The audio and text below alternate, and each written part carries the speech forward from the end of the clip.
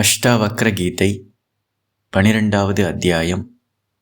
ஜனகர் கூறுகிறார்: முன்னர் உடல் நடமாட்டத்தையும் பின்னர் பேச்சை வளர்ப்பதையும் வெறுத்தேன். பின் நினைப்பதை விடுத்தேன். எனவே நான் அவ்வாறே இருக்கிறேன். முன்னர் உடல் நடமாட்டத்தையும் பின்னர் பேச்சை வளர்ப்பதையும் வெறுத்தேன். பின் நினைப்பதை விடுத்தேன். எனவே நான் அவ்வாறே இருக்கிறேன். சப்தம் முதலிய விஷயங்களில் உவகை இன்மையாலும் ஆத்மாவை எதிரிட்டு புலப்படுத்த வேண்டாததாலும் நான் இவ்வாறே நிலைத்துள்ளேன். சப்தம் முதலிய விஷயங்களில் உவகை இன்மையாலும் ஆத்மாவை எதிரிட்டு புலப்படுத்த வேண்டாததாலும் நான் இவ்வாறே நிலைத்து உள்ளேன். சிஷ்யரான ஜனக மகாராஜா குருவான அஷ்டாவக்ரரிடம் தன்னுடைய நிலையை பற்றி விளக்கி கூறுகிறார். குருவினுடைய சத்சங்கம், உபதேசம் அதை கேட்டதற்கு பிறகு ஆத்மாவில் நிலை பெற்ற ஜனக மகாராஜா அவர் இப்போ எந்த நிலையில் இருக்கிறார் அப்படின்னு விளக்கி கூறுகிறார். முதல்ல கர்மேந்திரியங்கள், கை, கால், வாய், இதன் மூலமாக செய்யக்கூடிய கர்மங்கள். அஞ்ஞானத்தில் இருந்தபோது நான் ஒரு தனிப்பட்ட ஜீவன்னு மூட நம்பிக்கையில் வாழ்ந்தபோது எப்பவுமே இந்த கை, கால், வாய், கர்மேந்திரியங்கள்லாம் எதையாவது பண்ணிக்கிட்டே இருக்கும், பிஸியாகவே இருக்கும். அது என்றைக்குமே ரெஸ்ட் எடுத்ததே கிடையாது. இந்த வேலைக்காரர்களான கை, கால், வாய் யாருக்கு வேலை செஞ்சுக்கிட்டு இருந்தாங்க? அகங்காரத்துக்கு வேலை செஞ்சுக்கிட்டு இருந்தாங்க. கை எப்பவுமே எதையாவது வேலை பண்ணிக்கிட்டே இருக்கும். கால் எப்பவுமே ஒரு இறுக்கமான நிலையில் இருக்கும், எப்பவுமே ஒரு பதட்டமான நிலையில் இருக்கும். இந்த வாய் எப்பவுமே தேவையில்லாத விஷயங்களை பேசிக்கிட்டே இருக்கும். கடந்த காலத்தை பற்றி அல்லது எதிர்காலத்தை பற்றி தேவையில்லாத விஷயங்கள், அதை பற்றி இதை பற்றி, அவர்களை பற்றி இவர்களை பற்றி, குற்றம், குறை, இந்த மாதிரி பலவிதமான தேவையில்லாத விஷயங்களை பேசுவது. தேவையில்லாத இடத்துக்கு இந்த கால் போகும். தேவையில்லாத வேலைகளை இந்த கை செஞ்சுக்கிட்டு இருக்கும். ஏன் அப்படின்னா அதுக்கு மாஸ்டர், முதலாளியாக இருந்தது அகங்காரம், ஜீவாத்ம பாவம். இப்போ குருவனுடைய உபதேசத்தை கேட்டு அகங்காரமாக இல்லாமல் நிறைவான ஆத்மாவாக நிலைத்திருக்கும் பொழுது, குற்றம் குறையில்லாத ஆத்மாவாக நிலைத்திருக்கும் பொழுது இந்த வேலைக்காரர்களான கர்மேந்திரியங்கள் அடங்கி விடுகிறது. வேலைக்காரர்களுடைய முதலாளி அகங்காரமாக இருக்கும்போது தான் அது எப்பவுமே குறையுள்ள ஒரு இருப்பு. அகங்காரம் எப்பவுமே நிறைவாகவே முடியாது. அதனால் இந்த வேலைக்காரர்களை வேலை வாங்கிக்கிட்டே இருக்கும். இந்த காலை வேலை வாங்கிக்கிட்டே இருக்கும். நீ எங்கேயாவது போ, எங்கேயாவது போனால் தான், எதையாவது பார்த்தா தான் நான் நிறைவை அடைவேன், கொஞ்ச நேரத்துக்கு நிறைவை அடைவேன். எங்கேயாவது சுற்றுலா போகணும், டூர் போகணும், அந்த கல்யாணத்துக்கு போகணும், இந்த ஃபங்க்ஷனுக்கு போகணும்னு இந்த அகங்காரம்தான் இந்த காலை நிற்க விடாமல் வேலை வாங்குது. இந்த அகங்காரம்தான் இந்த கையை நீ காசு சம்பாதிக்கணும், இந்த வேலை செய்யணும், அந்த வேலை செய்யணும், அதை பிடிக்கணும், இதை கொடுக்கணும்னு உள்ளே இருந்துக்கிட்டு இந்த அகங்காரம், குறையுள்ள இந்த அகங்காரம், பயமுள்ள இந்த அகங்காரம் இந்த கைகளை கண்டினியூஸாக வேலை வாங்கிக்கிட்டே இருக்கும். இந்த வாயையும் வேலை வாங்குவது அதே அகங்காரம். குறையுள்ள அகங்காரமாக இருக்கும் பொழுது இந்த வேலைக்காரர்களுக்கு ஓய்வே கிடையாது. சாகிற வரைக்கும் வேலை வாங்காமல் 80 வயசு ஆனாலும் ஏதாவது ஒரு வேலையை இந்த அகங்காரம் இந்த உடம்புகிட்ட இருந்து வாங்கிக்கிட்டு இருக்கும். இப்போதான் முதல் முறையாக இளைப்பாறுதல் கிடைக்குது ஜனக மகாராஜாவிற்கு. முன்னர் உடல் நடமாட்டத்தையும் பின்னர் பேச்சை வளர்ப்பதையும் வெறுத்தேன். பின் நினைப்பதையும் விடுத்தேன். எனவே நான் அவ்வாறே இருக்கிறேன். இப்போ உடம்பு ரிலாக்ஸ் ஆயிடுச்சு. ஏன்னா இப்போ முதலாளி சீட்டில் ஆத்மா இருக்குது. ஆத்மாவில் நிலை பெறும் பொழுது அது சுயம்பு, அது நிறைவானது, அதுக்கு எந்த பயமும் கிடையாது, அது நிரந்தரமானது, அழிவில்லாதது. அதுக்கு குறையும் இல்லை, அதற்கு அழிவும் இல்லை. குறை இல்லாததுனால வெளியிலிருந்து அதுக்கு எதுவுமே தேவையில்லை. இந்த காலுக்கிட்ட இருந்தோ, இந்த கையிக்கிட்ட இருந்தோ, இந்த வாய்கிட்ட இருந்தோ எதையாவது செய்து இந்த உலகத்தில் அடைந்து அப்போ தான் இந்த ஆத்மா நிம்மதியாக இருக்கும் அப்படிங்கிற கண்டிஷன் இல்லை. அது சுயம்பு, அது தானாக இருக்கும் பொழுதே நிறைவாக இருக்குது. இந்த பிச்சைக்காரனான அகங்காரம்தான் இந்த உலகத்தில் இந்த கையையும் காலையும் வாயையும் போய் நீங்கள் பிச்சை எடுத்துகிட்டு வாங்க, உலகத்தில் ஏதாவது சர்க்கஸ் காட்டி அதிலிருந்து எதையாவது வாங்கிட்டு வந்தால் தான் நான் நிறைவாக இருப்பேன், எதையாவது பண்ணி நீங்கள் காசு சம்பாதிச்சா தான் எனக்கு மனம் நிறைவாக இருக்கும், பேரு புகழை சம்பாதிச்சிங்கன்னா தான் எனக்கு நிறைவாக இருக்கும் அப்படின்னு இந்த வேலைக்காரர்களான உடலையும் மனசையும் இந்த உலகத்தில் கண்டினியூவஸாக பிச்சை எடுக்க வைக்கிறது. பிறந்ததிலிருந்து சாகிற வரைக்கும் இந்த வேலைக்காரர்களை உலகத்தில் போய் பிச்சை எடுக்க வைக்கிறது இந்த குறையுள்ள மூடநம்பிக்கையால் விளைந்த, அஞ்ஞானத்தினால் விளைந்த தனிப்பட்ட ஜீவாத்ம பாவம். அது முதலாளி சீட்டில் உட்கார்ந்துக்கிட்டு வேலைக்காரர்களை வேலை வாங்கி கொண்டிருக்குது. இப்போ ஜனகர் என்ன சொல்கிறாரு? ஞானத்தில் நான் நிலை பெற்ற பிறகு முதலாளி சீட்டில் ஆத்மா அமர்கிறது. நான் அப்படிங்கிற இடத்துல இப்போ ஆத்மா இருக்குது. நான் அப்படிங்கிறதுக்கு டெஃபனிஷனாக இப்போ ஆத்மா இருக்கிறது, பிரம்மம் இருக்கிறது. அதற்கு இந்த உலகத்திலிருந்து எதுவுமே தேவையில்லை. அப்போ இந்த உடலும் மனமும் இனி ஓய்வெடுக்கலாம். ஏன்னா இப்போ முதலாளி மாறிட்டாங்க. அகங்காரம் முதலாளியாக இருக்கும்போது ஓய்வே கிடையாது. ஆத்மா முதலாளியாக இருக்கும்போது வேலையே கிடையாது. இப்போ அந்த வேலைக்காரங்க புது முதலாளியான ஆத்மாட்ட வந்து கேட்பாங்க, ஐயா, இந்த உலகத்திலேருந்து நான் இன்னைக்கு உங்களுக்கு என்ன கொண்டு வரணும்? மனசு கேட்கும், நான் எதை பற்றி நினைக்கணும்? கடந்த காலத்தை பற்றி நினைக்கட்டுமா, ஃப்யூச்சரை பிளானிங் பற்றி நினைக்கட்டுமா அப்படின்னு மனம் கேட்கும். ஏன்னா அதற்கு பழக்கமாயிருச்சு. பழைய முதலாளிக்கு வேலை செஞ்சு பழக்கமாயிருச்சு. பழைய முதலாளி எப்போ பாரு காலையில் எழுந்திரிச்ச உடனேயும் பழைய ஃபைல்ஸ் எல்லாம் எடுத்துகிட்டு வர சொல்லுவார். இல்லைன்னா ஃப்யூச்சர் பிளானிங் 15 வருஷத்துக்கு அப்புறம் நாம் என்ன பண்ண போகிறோம் அப்படிங்கிற ஃபைலையெல்லாம் எடுத்துகிட்டு வர சொல்லுவார். இப்படி இந்த வேலைக்காரர்கள் பழகி அதுக்கு பழக்கமாயிருச்சு. புது முதலாளிகிட்ட வந்து அதே மாதிரி எப்படி பழைய முதலாளிக்கு சர்வீஸ் பண்ணாங்களோ அதே மாதிரி வந்து கேட்கும்போது ஆத்மா என்ன சொல்லும்? எனக்கு பாஸ்ட்டும் வேண்டாம், ஃப்யூச்சரும் வேண்டாம், நான் நிறைவாக இருக்கிறேன், இப்போவும் ப்ரெசண்ட்டில் நீங்கள் எதை பற்றியும் நினைக்க வேண்டாம், எல்லாம் நன்றாக நடக்கிறது, நான் எதனாலும் பாதிக்கப்படவில்லை, நான் எதையும் செய்யவும் இல்லை. அதனால் மனதே உன்னோட ரேக்கில் இருக்கக்கூடிய எல்லா பாஸ்ட் ஃபைலு, ஃப்யூச்சர் ஃபைல் எல்லாமே இன்றைக்கே பெட்ரோலை ஊற்றி கொளுத்திடுங்க. நீங்கள் ஃப்ரீயாக இருங்க. இன்னைக்கு இப்போ என்ன வேலை செய்ய வேண்டியது இருக்குதோ பிராரப்தத்துப்படி அதை மட்டும் நீங்கள் யோசித்தால் போதும். மனம் அப்படின்னு முதலாளி மனசுக்கு கட்டளையிடுறார். இப்போ மனம் உடனே ஆனந்தமாகிருது, லைட் ஆகிருது. ஏன்னா பழைய முதலாளி 20 வருஷத்துக்கு முன்னாடி யாரோ அவமானப்படுத்ததே அந்த ஃபைலையெல்லாம் எடுத்துகிட்டு வர சொல்லுவார். காலையில் எந்திரிச்ச உடனேயும் திடீர்னுட்டு ஏதாவது ஒரு ஃபங்க்ஷன் நடக்கும்போது இந்த பழைய ஃபைலை எடுத்துகிட்டு வர சொல்லுவார். அதுக்காகவே நாங்கள் நடந்ததையெல்லாம் பத்திரமாக ஃபைல் போட்டு வச்சுருப்போம். எப்போ வேணாலும் எதை வேணாலும் இவர் கேட்பார். இப்படி மனம் ஃபுல்லாக இந்த பாஸ்டினுடைய, கடந்த காலத்தினுடைய பாரம், நினைவுகள் அந்த மனசை அழுத்தி கொண்டு இருக்குது. இல்லைன்னா முதலாளி எதிர்காலத்தை பற்றி பிளானிங் போட்டு அதை ஒரு பெரிய ஃபைல் ரேக்கில் வச்சுருப்பார். இந்த ரெண்டும் இந்த மனசை பாரமாக இத்தனை ஃபைலை வச்சுக்கிட்டு இந்த மனசு ப்ரெசண்ட்டில் வேலை செய்ய முடியாமல் தவித்து கொண்டிருந்தது. இந்த மெமரி கார்டில் டேட்டா ஃபுல்லாக இருக்குது, திணறிக்கிட்டு இருக்குது, வேலை செய்ய முடியாமல்.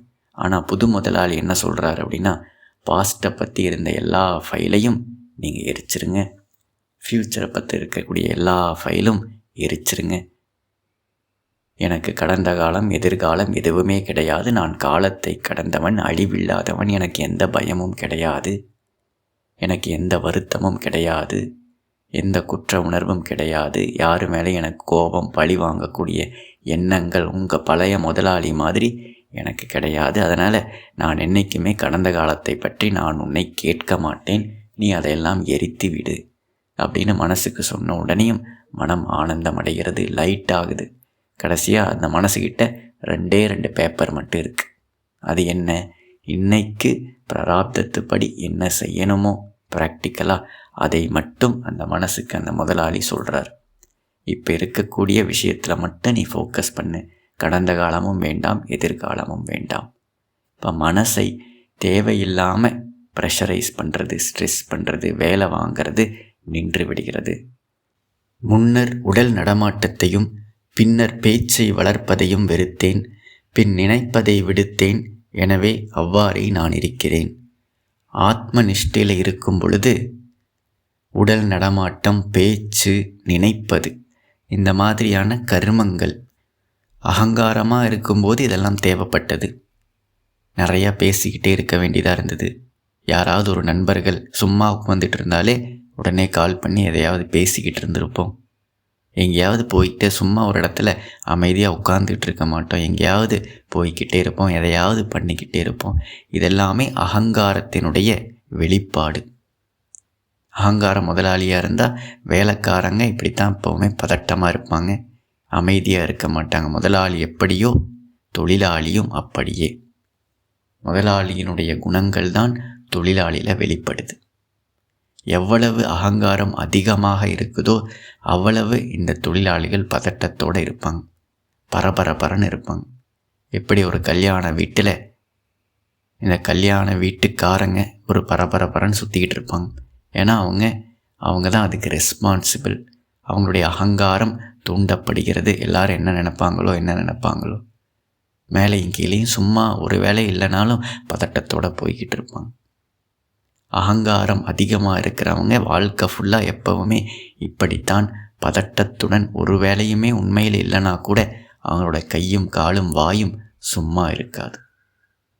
அகங்காரத்துக்கு ப்ரொபோஷனலாக இந்த உடலானது பதட்டமான ஒரு நிலையில் இருக்கும். அதனால தான் இந்த உடலுக்கு வியாதி வருகிறது. அகங்காரம் அதிகமாக ஸ்ட்ரெஸ் அதிகமாகுது. இந்த உடம்பு மேலே, வேலைக்காரங்க மேலே ஸ்ட்ரெஸ் அதிகமாகுது. ஒரு கொடுமைப்படுத்தக்கூடிய அகங்காரியாக இருக்கக்கூடிய ஒரு முதலாளிக்கு கீழே இருக்கக்கூடிய வேலைக்காரர்கள் கண்டிப்பாக அவங்களுக்கு வியாதி வரும். அவங்க மேலே இம்மென்ஸ் ஸ்ட்ரெஸ் இருக்குது. அதுவே ஆத்மா முதலாளியாக இருக்கும் பொழுது அந்த ஸ்ட்ரெஸ் எல்லாம் மனம் மேலே இருக்கக்கூடியதும் உடல் மேலே இருக்கக்கூடிய எதிர்பார்ப்பு. இப்போ ஆத்மா இந்த வேலைக்காரங்கிட்டேருந்து எதுவுமே கேட்கல, நீங்கள் எதுவுமே பண்ண வேண்டாம். ஏன்னா நான் சுயம்பு, நானாக இருக்கிறதுக்கு வெளியிலிருந்து எந்த ஒரு பொருளுமே தேவையில்லை.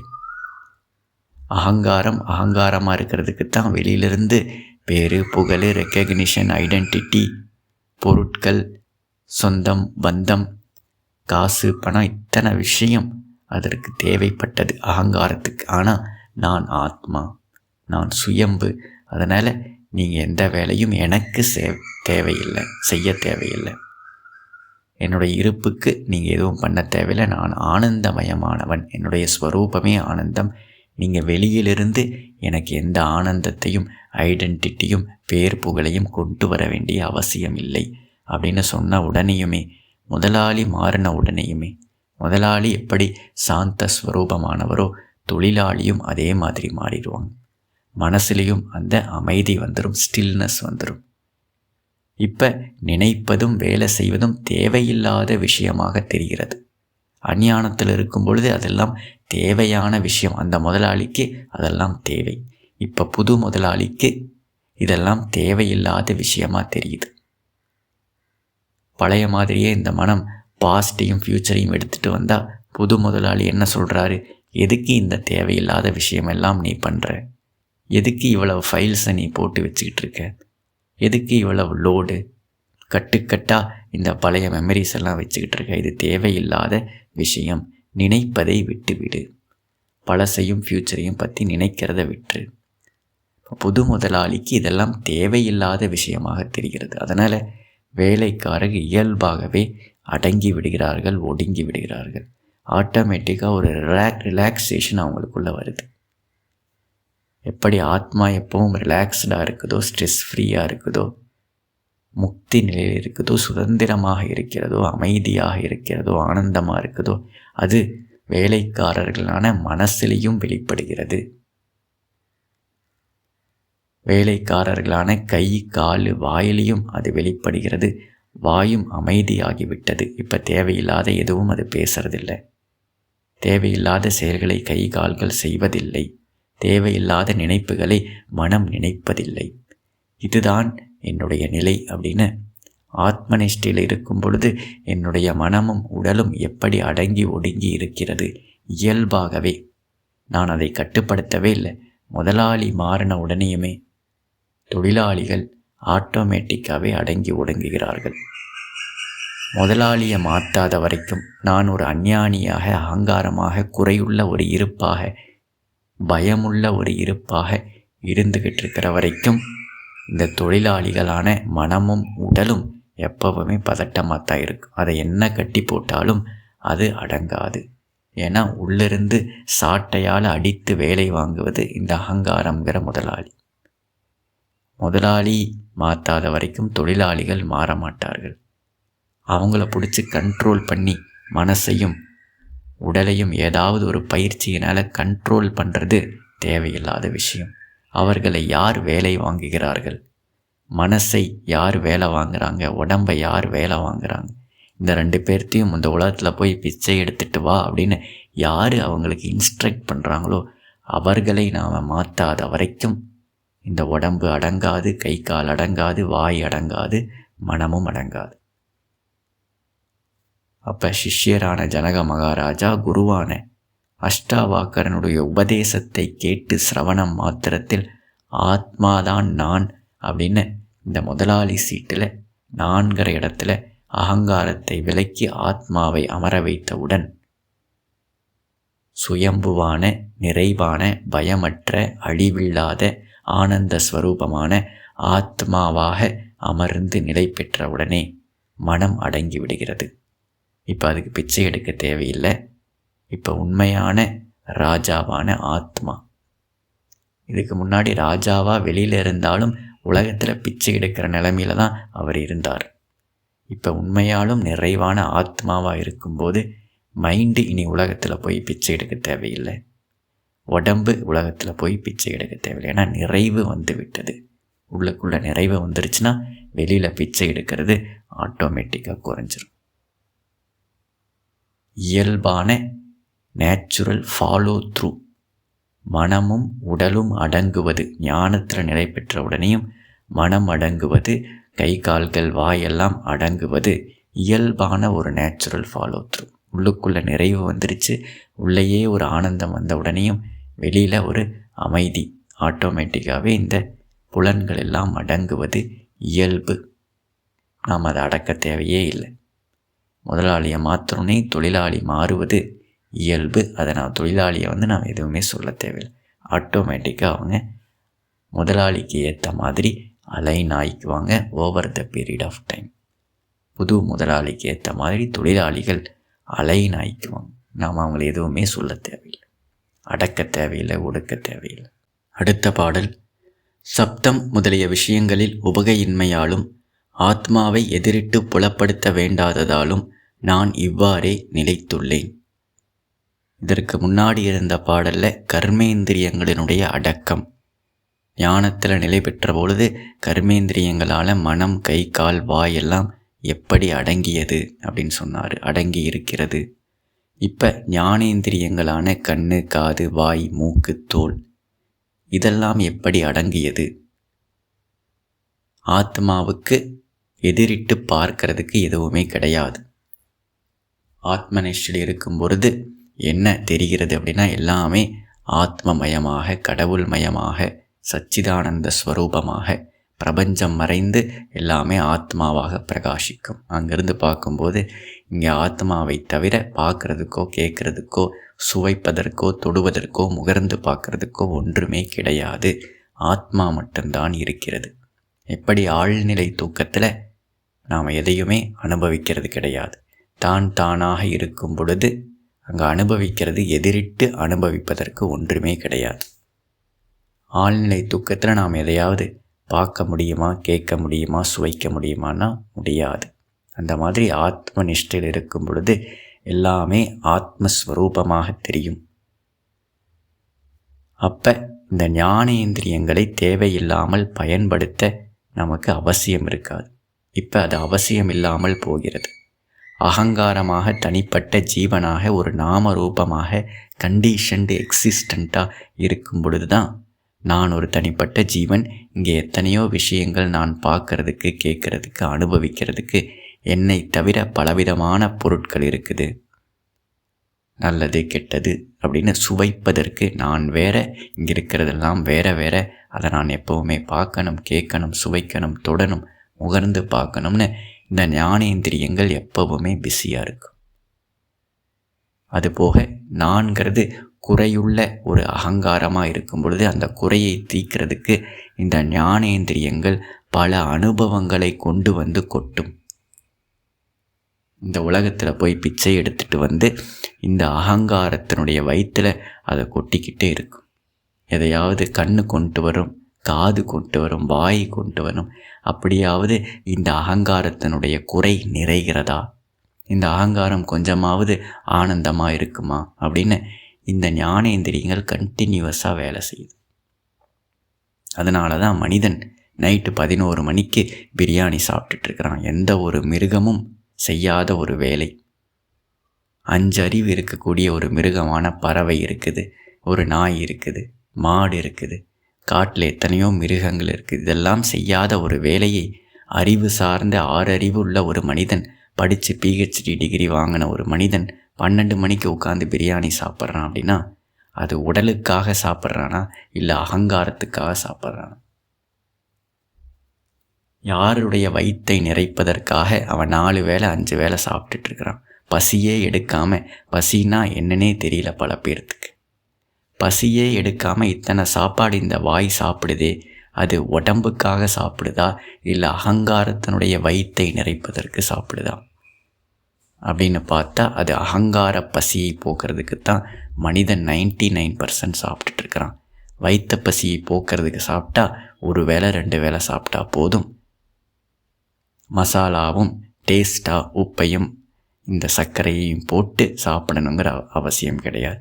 வயிற்றுக்கு டேஸ்ட்டு தேவை கிடையாது. உண்மையான உடலினுடைய வயிற்றுக்கு டேஸ்ட்டு தேவையில்லை. அகங்காரத்துக்கு தான் இந்த டேஸ்ட்டு, அகங்காரத்துக்கு தான் ருசியான சாப்பாடு. அகங்காரத்தினுடைய குறையை போக்குறதுக்கு இந்த வாய் பல விஷயங்களை சாப்பிட்றதுனால தான் அது வியாதியாக மாறுகிறது. நாய்க்கோ நரிக்கோ மாட்டுக்கோ பறவைக்கோ அகங்காரம் கிடையாது. அது சாப்பிட்றது வயிற்று பசிக்கு. எப்போ பசி எடுக்குதோ அப்போ அது சாப்பிடும். அதனால் அதுக்கு எந்த டாக்டரும் தேவையில்லை, எந்த ஹாஸ்பிட்டலும் தேவையில்லை, எந்த ஃபார்மசியும் தேவையில்லை. ஆனால் மனிதன் சாப்பிடுவது வயிற்று பசிக்காக கிடையாது, அகங்கார பசிக்காக. மனிதன் பார்ப்பது அகங்கார பசிக்காக, மனிதன் கேட்பது அகங்காரத்தினுடைய பசி. அந்த பசி எப்பவுமே தீராது. அந்த குறை இதெல்லாம் பண்ணி எப்படியாவது கொஞ்ச நேரத்துக்கு அந்த குறையை தீர்க்கலாம், மனக்குறையை தீர்க்கலாம், அகங்கார குறையை தீர்க்கலாம் ட்ரை பண்ணுறான். ஆனால் அது முடியவே முடியாது. நிரந்தரமான இந்த அகங்காரத்தினுடைய பசியை தீர்க்கவே முடியாது. அது இன்னும் அதிகமாகிட்டே தான் போகும். அதனால தான் மனிதனுக்கு இத்தனை வியாதி. இயற்கைப்படி வாழாமல் செயற்கையான இந்த அகங்காரம் அவனுடைய உடலையும் மனசனுடைய கண்ட்ரோலையும் எடுத்து கொண்டது. ஆனால் மற்ற மிருகங்கள் எல்லாம் காஸ்மிக் இன்டெலிஜென்ஸ், நேச்சுரல் இன்டெலிஜென்ஸ் அதனுடைய கண்ட்ரோல் இருக்குது. பசி வந்தால் சாப்பிடும், டாய்லெட் வந்தால் அந்த டைமில் அது போயிடும். இந்த சூரியனுடைய சுழற்சிப்படி கரெக்டாக 6 மணிக்கான எல்லாம் தூங்க போயிடும். வெளிச்சம் போனோடனே தூங்க போயிடும். ஏர்லி மார்னிங் எல்லாம் எந்திரிச்சுக்கும். இயற்கையினுடைய காஸ்மிக் இன்டெலிஜென்ஸின் படி எல்லா மிருகங்களும் வாழும் பொழுது மனிதன் மட்டும் அகங்காரத்தினுடைய கண்ட்ரோலில் அவனுடைய மனமும் உடலும் மாட்டிக்கொண்டது. அதனால் இயற்கைக்கு மாறான ஒரு வாழ்க்கையை அவன் வாழ்கிறதுனால தான் இத்தனை வியாதிகள் வருகிறது. எல்லா மிருகங்களும் இயற்கையோடு இயைந்த வாழ்வு. ஆனால் மனிதனுடைய உடலும் மனமும் இயற்கைக்கு மாறானது. ஆத்மாதான் இயற்கையில் இருப்பது. ஒரு பொருள் தான் இருக்குது. ஆனால் நான் தனிப்பட்ட ஜீவன் அப்படின்னு நினைக்கிறது இயற்கைக்கு மாறானது. அந்த அகங்காரம்தான் இந்த உடலையும் மனசையும் வேலை வாங்குது. அளவுக்கு அதிகமாக வேலை செய்கிறான். இந்த வயிறு கேட்டுச்சா, எனக்கு மதுவை கொடுங்க, சாராயத்தை கொடுங்கன்னு வயிறும் லிவரும் கேட்டதா? எதற்காக அவன் குடிக்கிறான் அப்படின்னா அகங்காரத்தினுடைய பிரச்சனை தாங்காமல் அது புலம்பிக்கிட்டே இருக்கும். அந்த பிரச்சனை, இந்த பிரச்சனை, நான் அப்படி ஆயிட்டேன், இப்படி ஆயிட்டேன்னு இந்த உள்ளுக்குள்ளே இருக்கக்கூடிய முதலாளி புலம்புறது தாங்க முடியாமல் இந்த வாயானது கொஞ்ச நேரத்துக்காவது இந்த மதுவை அருந்தியாவது உள்ளே இருக்கிறவனை கொஞ்சம் அமைதிப்படுத்துவோம் அப்படின்னு இந்த அகங்காரத்தினுடைய பிரச்சனை தாங்காமல் தான் இந்த வாய் மதுவை குடிக்கிறது. அதனால் லிவர் குடல்லாம் கெட்டு போகுது. 3 வேளை பிரியாணி இந்த வயிறும் லிவரும் குடலும் கேட்டதா? நான் அவங்க கேட்கவே இல்லை. அவங்களுக்கு இந்த மாதிரி சாப்பிட்றதுனால 24 மணி நேரம் அவர்கள் வேலை செய்ய வேண்டியதாக இருக்குது. இப்போ நம்ம வயிற்றை கேட்டால் சாப்பிட்றோம்? இல்லை, அகங்காரத்தை கேட்டு சாப்பிட்றோம். வயிற்றை கேட்டிருந்தால் அது என்ன சொல்லியிருக்கோம்? எனக்கு ஈஸியாக செரிமானமாகிற மாதிரி கொடுங்கய்யா, ஒரு நாளைக்கு 2 தடவை சாப்பிடுங்க போதும், 3 தடவை நீங்கள் சாப்பிட்டீங்கன்னா 24 மணி நேரம் நாங்கள் வேலை செய்ய வேண்டியதாக இருக்குது. நீங்கள் 10 நிமிஷத்தில் முழுங்கிட்டு போயிடுறீங்க, டேஸ்ட் அனுபவிச்சிடுறீங்க. நாங்கள்லாம் உட்காந்து 12 மணி நேரம் இதை சிரிக்க வேண்டியதாக இருக்குது. வயிற்றை கேட்டு சாப்பிட்றோமா, அகங்காரத்தை கேட்டு சாப்பிட்றோமா? அதுலேயே நேச்சுரல் இன்டெலிஜென்ஸ் இருக்குது. பசி அப்படிங்கிற ஒரு அலாரம் இருக்குது. ஏப்பம் வருது, சாப்பாடு போதும் அப்படின்னா அதுக்கு ஒரு சிக்னல் இருக்குது. டாய்லெட் வருது, யூரின் வருதுன்னா அதுக்கு ஒரு சிக்னல் இருக்குது. தூக்கம் வருதுன்னா அதுக்கு ஒரு சிக்னல் இருக்குது. இப்படி உடலையும் மனசையும் கேட்டு நாம் வேலை செய்கிறோமா தினசரி? அல்லது அகங்காரத்தை கேட்டு அதெல்லாம் முடியாது, தூக்கம் வந்தாலும் நான் வேலை செய்வேன், நைட்டு 11 மணி 12 மணி வரைக்கும் லைட்டை போட்டு இந்த உடல் மனம் ஓஞ்சு போய் கதறினாலும் நான் அதை கேட்காமல், அதனுடைய அலாரத்தையெல்லாம் நான் கேட்காம நான் வேலை செய்வேன். ஏன்னா நான் பெரிய பணக்காரன் ஆகணும், நான் பேர் புகழை அடையணும், நான் அதை அச்சீவ் பண்ணணும், இதை அச்சீவ் பண்ணணுன்ட்டு அகங்காரத்தினுடைய பிடியில் மாட்டிக்கிட்டு இந்த உடலும் மனமும் சீரழிந்து கொண்டிருக்கிறது. அத்தனை வியாதிக்கும் மூல காரணம் இந்த அஞ்ஞான வியாதி, அகங்காரம். இதனுடைய குறையை தீக்கிறேன்னு பாடுபட்டு இந்த வேலைக்காரர்கள் அவங்க அழிஞ்சு போயிட்டுருக்காங்க, சீரழிஞ்சு போயிட்டுருக்காங்க. எல்லா வியாதிக்கும் இதுதான் காரணம். பசிக்கும்போது சாப்பிட்றது கிடையாது, அகங்காரத்தினுடைய இஷ்டத்துக்கு சாப்பிட்றது. அகங்காரத்தினுடைய குறையை போக்குறதுக்கு பிரியாணியும் மதுவையும் குடிக்கிறது. கண்ட நேரத்தில் தூங்கிறது, கண்ட நேரத்தில் எந்திரிக்கிறது, எல்லாம் அகங்காரத்தினுடைய காரணம்தான். அதுவே ஆத்மா தன்னுடைய முதலாளி சீட்டில் உட்காரும் பொழுது அது நிறைவாக இருக்குது. பிரியாணி சாப்பிட்டு தான் ஆத்மா சந்தோஷமாக இருக்கணுங்கிற அவசியம் கிடையாது. அது இயல்பான ஆனந்தம், சச்சிதானந்தம், ஸ்வரூப ஆனந்தம். ஆத்மாவுடைய ஸ்வரூபமே ஆனந்தம். அதனால் பிரியாணி சாப்பிட்டு ஆனந்தம் ஆத்மாவுக்கு தேவையில்லை. அப்போ இந்த புது முதலாளியான ஆத்மாகிட்ட இந்த வாய் கேட்டுச்சு அப்படின்னா, இந்த உடம்பு கேட்டுச்சு, ஐயா இன்னைக்கு உங்களுக்கு என்ன சாப்பாடு நான் சாப்பிடணும்னு சொல்லுங்கள். அவர் என்ன சொல்லுவார்? உங்களுக்கு எது ஈஸியாக இருக்குதோ, எனக்கு நீங்கள் சாப்பிட்டு சந்தோஷத்தை எல்லாம் நீங்கள் கொடுக்க வேண்டாம், நான் ஆனந்தமாக தான் இருக்கிறேன். நீங்கள் உங்கள் உடலுக்கு நன்மையானது, ஸ்ரேயஸ், உங்களுக்கு எது ஈஸியாக இருக்குதோ நீங்கள் அதை சாப்பிட்டுக்குங்க. எனக்காக நீங்கள் சாப்பிட வேண்டாம், நான் ஆனந்தமாக தான் இருக்கிறேன், நிறைவாக தான் இருக்கிறேன். உடம்பே நீங்கள் உங்களுக்காக சாப்பிட்டுக்குங்க அப்படின்னே உடம்பு என்னத்தை சாப்பிடும்? வயிறு எதை கேட்கும்? குடல் எதை கேட்கும்? லிவர் எது கேட்கும்? பேங்க்ரியாஸ் எது கேட்குன்னா ஈஸியான செரிமானமாகக்கூடிய இந்த மிளகாய் மசாலாவெல்லாம் இல்லாமல், இரிட்டேஷன்லாம் இல்லாமல் ஒரு பால், தயிர், காய்கறி, பழம் அப்படின்னு ஒரு 2 வேளைக்கு சாப்பிட்டா போதும், அதை செரிமானம் பண்ணிவிட்டு நாமெல்லாம் ரிலாக்ஸ்டாக இருக்கலான்னு வேலைக்காரர்கள் அவங்களுடைய சஸ்டனன்ஸ், நீங்கள் உயிரோடு இருக்கிறதுக்கு எவ்வளவு தேவையோ அவ்வளவு சாப்பிடுங்க போதும் அப்படின்னு முதலாளி சொல்லிடுவார். உடனே வேலைக்காரர்கள் ரிலாக்ஸ் ஆகிடுறாங்க, ஆனந்தமாயிடுறாங்க. எதெல்லாம் பார்க்கணும் அப்படின்னு கேட்டால், உயிரோடு இருக்கிறதுக்கு பிராரப்தத்துப்படி எது தேவையோ அதை மட்டும் பாருங்கள் போதும். 24 மணி நேரம் மொபைலை பார்த்து தான் நான் ஆனந்தத்தை அடையணும், என்டர்டெயின்மெண்ட்டை பார்த்து தான் நான் ஆனந்தத்தை அடையணும்னு எனக்கு அவசியம் கிடையாது. நான் சச்சிதானந்த ஸ்வரூபமாக, ஸ்வரூபமே ஆனந்தமாக இருக்கிறேன். அதனால் கண்ணே, நீ இந்த உடம்பு உயிரோடு இருக்கிறதுக்கு பிராரப்தத்துப்படி எது தேவையானதோ அதை மட்டும் பார்த்தா போதும், வேறு எதையும் நீ பார்க்க வேணாம், கஷ்டப்படாத. நீ தூங்கு, தூக்கம் வரும்போது தூங்கு. காதே, நீ தேவையில்லாமல் எதையாவது பாட்டு, என்டர்டெயின்மெண்ட்டை கேட்டு தான், இந்த உலக விஷயங்களை கேட்டு தான் நான் ஆனந்தம் அடையணுங்கிற அவசியம் கிடையாது. நான் ஏற்கனவே ஸ்வரூப ஆனந்தத்தில் இருக்கிறேன். நீ பிராரப்தத்துப்படி சர்வைவலுக்கு எது தேவையோ அதை மட்டும் கேட்டால் போதும். நீ ரெஸ்ட் எடுத்துக்கோ.